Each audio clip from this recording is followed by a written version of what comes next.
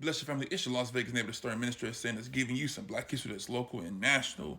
We're gonna talk about Berkeley Square. Now, if you from the West Side, Las Vegas in general, you part of the black diaspora, and your folks got some history here, you know about Berkeley Square for sure, for sure. Berkeley Square is, if I'm not mistaken, the first and the oldest black development on the West Side.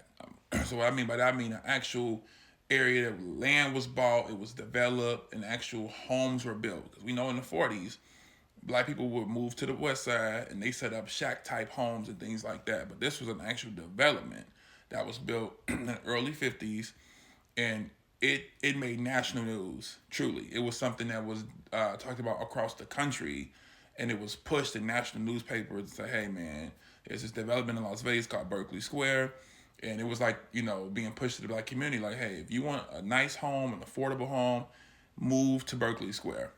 Let's go back. A brother by the name of Paul Revere Williams, that brother right there, one of the most pioneering architects in the country. Him, along with that gentleman, the black guy in the lighter suit, his name was Tom Berkley. They came together and said, "Hey, we're gonna build a development in Las Vegas called Berkeley Square." This is 1954, y'all. This was so refreshing to the West Side because at that time the West Side homes were so dilapidated. It literally was. It looked like something out of Mississippi. So for them to build a middle class, working class community with a black architect, a brother by the name of Tom Berkley, who was one of the black developers behind this project, this was, really before its time. And as you can see, national newspapers picked up on this story and they really did a hard push. What was so dope about Berkeley Square was it housed your black doctors, your black attorney, your black lawyer, all the who's who at that time was like, we getting a home in Berkeley Square.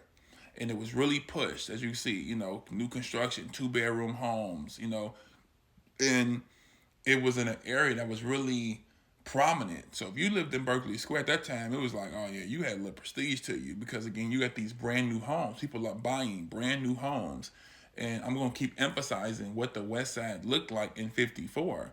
It was still homes that looked like a scene of the South. And then you got this new development that was designed by a black man, developed by another black man, named after a black man. I mean, this is like history in its finest form.